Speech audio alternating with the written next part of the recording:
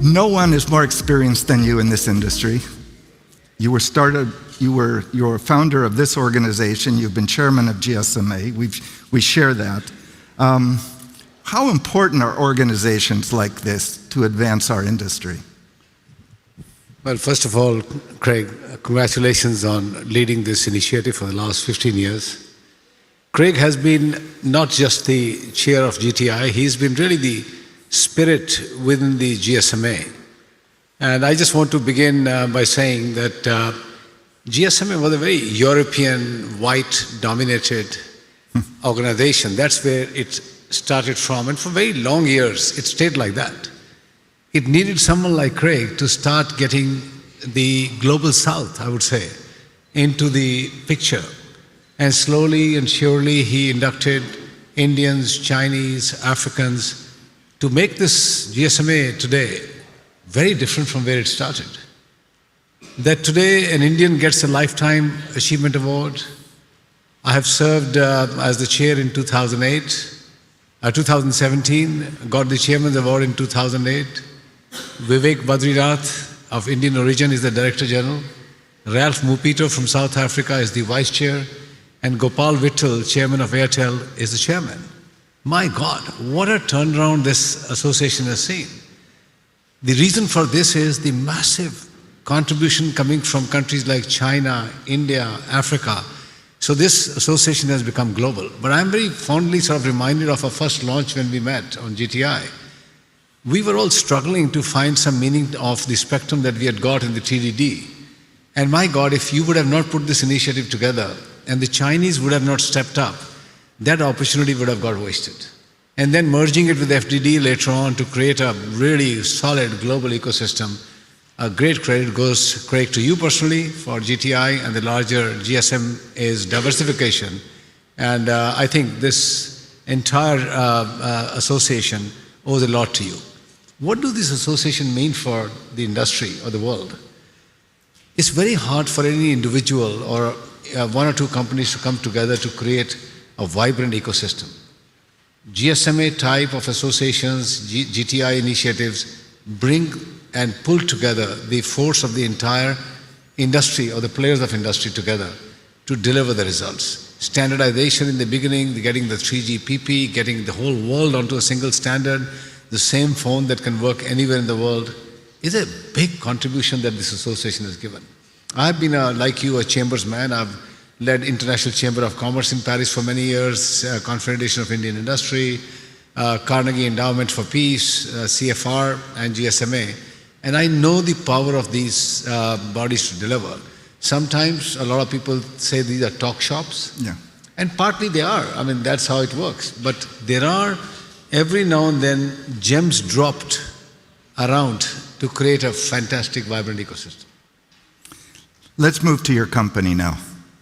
How large is Airtel now when you include Africa and India? Well, it's a $130 billion company today with 600 million customers, serving across 17 countries. After China Mobile, it's the next largest mobile company in the world by customers. The revenues are still small because we serve at $2.5, $3, but it's truly a meaningful company today. And given that it's a first-generation, founder-led company, it's been a great run. This conference and much of what you see at the Mobile World Congress is about AI.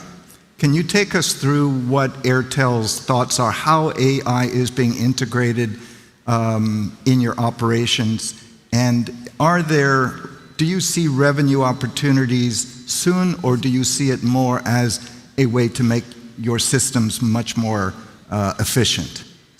Yeah, so I would say AI for us has been used at 3 layers. The early adoption was to get AI embedded into our own running of our operations.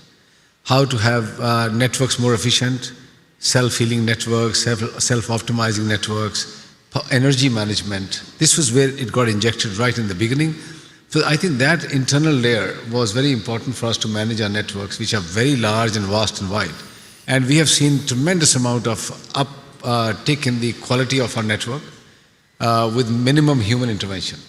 I think the second layer has been our AI injection into our data lake, the converged data engine that we have, through which we pick up patterns, the behavior, the activities of our customers, of 600 million people. So we have a fabric through which we now know all the needs of our customers so that we are responding to them in a real time.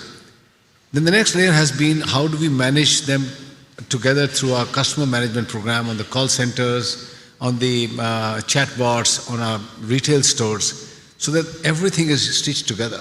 Then this would not have been possible humanly. We have developed a lot of stuff internally on the back of AI. And the third most powerful injection of AI into our system has been prevention of spam and fraud. We have blocked 71 billion spam calls, 2.9 billion messages into our network, and nearly 1 million fraudulent links by AI's intervention. So we are using it across our entire ecosystem, making ourselves better, making our customers more secure, and importantly also showcasing what we can do for our enterprise customers. Revenue streams, we believe we need to ally with the best in the world. So we work with Perplexity, with OpenAI, with Anthropic, with Google Gemini, and take those products to our customers. At the moment, snacking for free, but eventually on a revenue sharing basis where the subscription model will come through.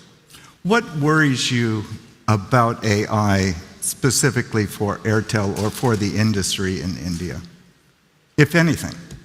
So, I would say the telecom industry is never going to invest the hundreds of billions of dollars that are being invested by the other big players like Google, Meta, Microsoft, OpenAI, Anthropic. I mean, they are committing hundreds of billions of dollars.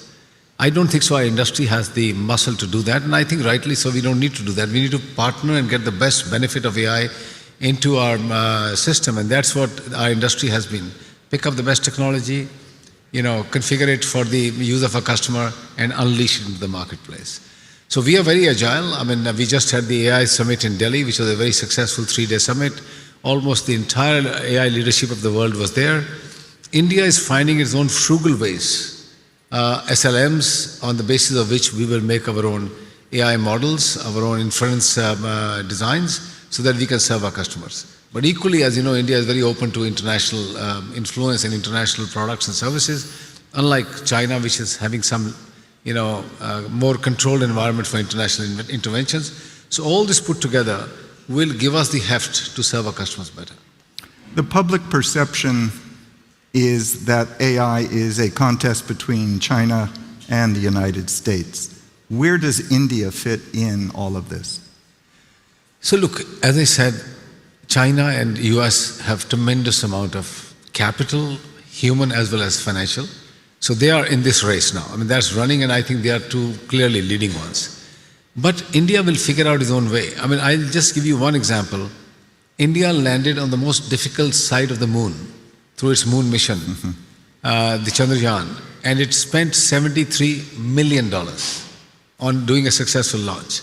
US spent $91 billion for the Artemis launch on the moon. So if that is a fine example to pick up, we will use the hundreds of millions, maybe a few billions, to get there. Sunil, you have been most generous. For those of you who are looking at your schedule, Gopal, who is the current chair of GSMA and executive vice chairman of Bharti Airtel, was stuck in Dubai and could not be here. So I'm very grateful that the boss has stepped up to talk. Any other comments, thoughts as we conclude this? I know you have to go off, but I wanted to kind of end it with an open-ended question of, what's on your personal agenda for the industry? The good thing is once you are strapped with a Lifetime Achievement Award, you get free of doing day-to-day things. So where should I be focusing my mind? I tell you one thing which I want to leave a thought.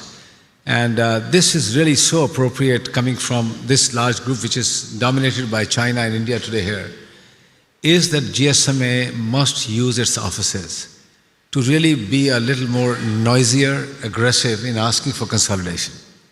We have been doing this for the last few years. But look at the advantage that our countries have got. China's got 3 large mobile operator or telecom operators. India is down to 2.5, literally 2 big ones and one struggling one. Let's say 3 operators. Populations are huge, 1.5 billion, nearly 1.5 billion. Tariffs are the lowest anywhere in the world. Quality is the best anywhere in the world. You can go into your 4th basement in India and the phone will work for $2.5, $3. Why cannot the regulators get it in Europe? That consolidation will ensure your tariffs go down, your networks get better, spectrum which is fragmented gets more consolidated, and it's going to be for the overall good of the society. This is one message I am willing to sort of draft myself for Vivek and the entire GSMA, and willing to go around and bang the table and show them what we have done. So this will be one thing I would be very happy to sort of do in the next few years. I think you're reinforcing what my point was earlier too, is how important these kinds of organizations are as advocates. Sunil, very grateful that you would come. Thank you.